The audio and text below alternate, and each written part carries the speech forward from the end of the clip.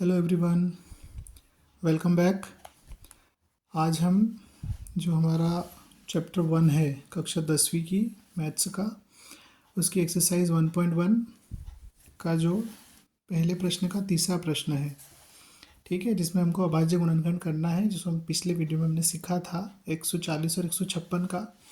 आज हम 3825 के अभाज्य गुणनखंड करना सीखेंगे। ठीक है, देखिए सबसे पहले अभाज्य संख्या हमको पता है कौन कौन सी होती है, 2, 3, 5, 7, 11, 13, 17, 19, इस प्रकार से।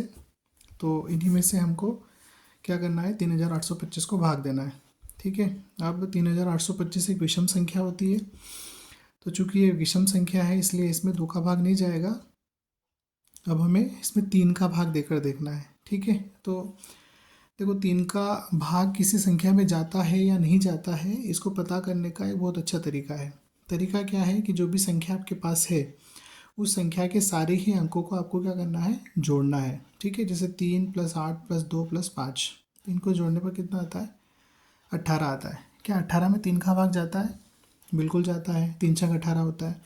तो चूंकि ये जो आपका नंबर है, इस नंबर के सारे ही अंकों को जोड़ने पर जो संख्या मिल रही है उसमें 3 का भाग जा रहा है। इसका मतलब ये है कि 3825 में भी 3 का भाग जाएगा।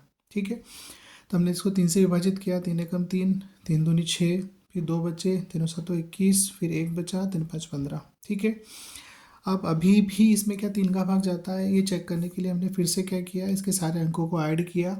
ऐड करने पे 15 मिल रहा है, 15 में 3 का भाग जाता है, इसलिए इसमें भी 3 का भाग जाएगा। तो हमने 3 से भाग दिया, 3 चौक 12, 3 दूनी 6 और 3 5 15। ठीक है, अब वापस से हम चेक करते हैं कि क्या इसमें 3 का भाग जा रहा है, क्योंकि जब तक जा रहा है तब तक हमें उसको विभाजित करना है उसी नंबर से। ठीक है, तो ये 4 और 2 6, 6 5 11 हो रहा है। क्या 11 में 3 का भाग जाता है? नहीं जाता है। इसका मतलब ये है कि इस संख्या में 425 में 3 का भाग नहीं जाएगा। तो अब किसका जाएगा, देखो यहाँ पे 5 है इकाई में, तो ऐसी सारी संख्याएं जिनकी इकाई में या तो 0 हो या 5 हो, वो 5 से विभाजित होती है।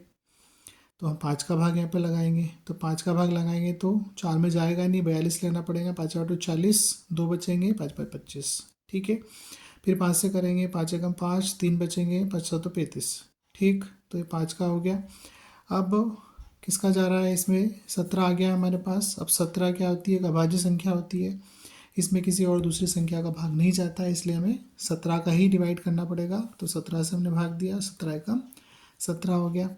इस प्रकार हमें 3825 के अभाज्य गुणनखंड मिले, 3 × 3 × 5 × 5 × 17। ठीक है, तो उम्मीद करता हूँ आपको समझ में आया होगा। बहुत बहुत धन्यवाद। चैनल को सब्सक्राइब करें।